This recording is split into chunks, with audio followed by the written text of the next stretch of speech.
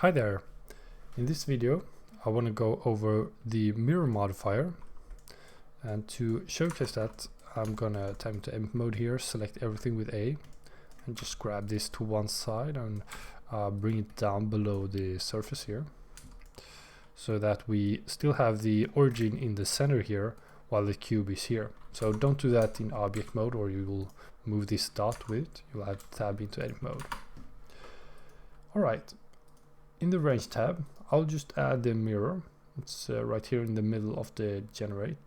They're in alphabetical order, so should be not too hard to find. And immediately as I add this, you can see that we get a duplicate of our cube from one side of this y-axis to the other.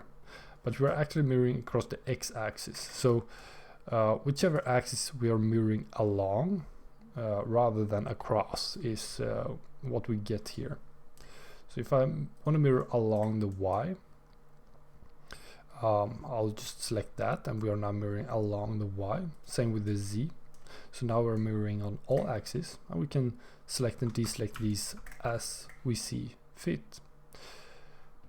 Notice as well that as we enable these become enabled, and as we enable these, I'll just leave that for now, and then we can enable the flip here becomes enabled as well. So I'm just gonna move back to just X here, and we'll talk about what the bisect and flip actually does. So if I now have these cubes here, if I select everything and I have bisect there, I'll press G and X and start moving across here. And as the cubes pass each other, at first glance like this, you might think that they are just intersecting each other, but as we move across here, you can see that that's not really the case. Instead, they are kind of boolean away each other from the other side. So when we move this across here, that will get just deleted basically, or it will look like this. We can also flip this, but then we will have to move the other direction like this. Even if our original object is on this side, we can flip it and move it back to this side. So that's just so that we can have this on either side and still be able to model. So right now, if I go to object mode, we don't actually have any geometry in this mesh here, or in this object. So that's the bisect, and we can do that for all, and that's why they kind of disappear. So now we are on both x and y, so that becomes a problem since we'll bisect away from both sides here. Same with the z. So we can do something like this, for instance, and then we have just tiny planes left there. Right, I'm gonna remove those so we are back with our two original cubes. And let's now take this and move it back to approximately the center here, so that they kind of overlap. And then I want to move this to one side here. Now let's say that this is some piece that we are modeling, and let's just imagine that we have a larger collection of different objects that make up some machine or robot or whatever, and we're modeling just a little tiny piece on this side that we want mirrored over to this side, but we want the origin of this object to stay with this object instead of having the origin here while the actual mesh is here.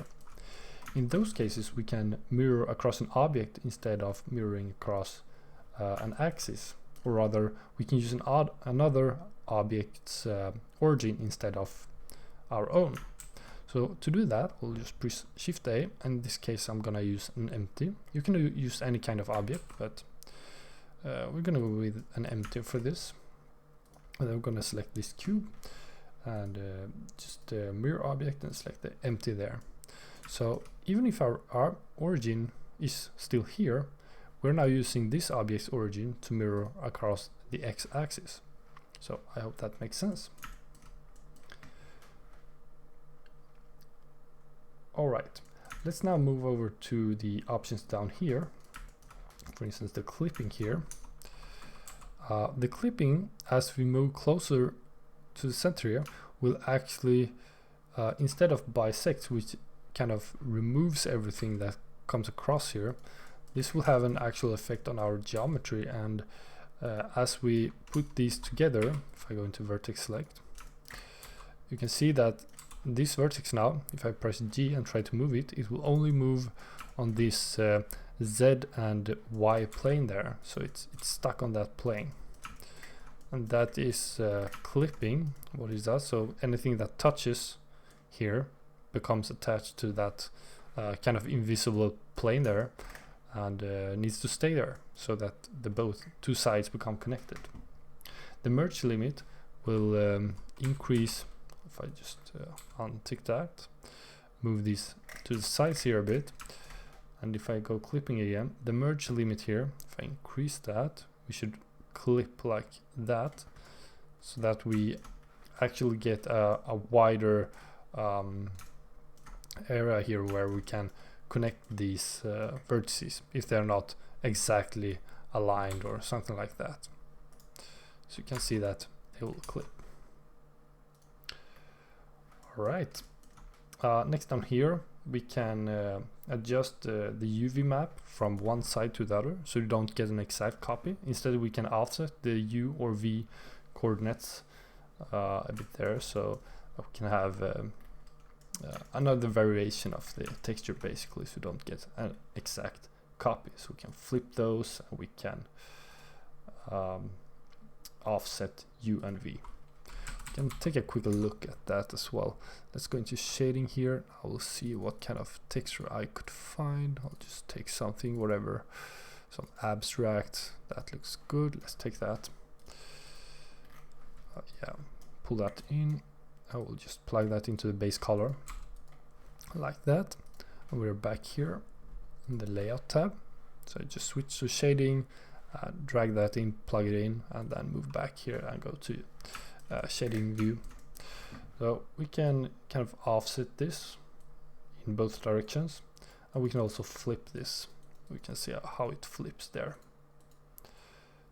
And you can use the flip U offset or flip V offset like that. This option I didn't mention also just tries to copy over any vertex groups from one side to the other, and the vertex groups can be set under object data properties right here, and they can be used for various purposes. So that's how you can get that effect on both sides, or get that data across, I should say. All right, so that's the mirror modifier. I hope it was interesting, and thank you for viewing.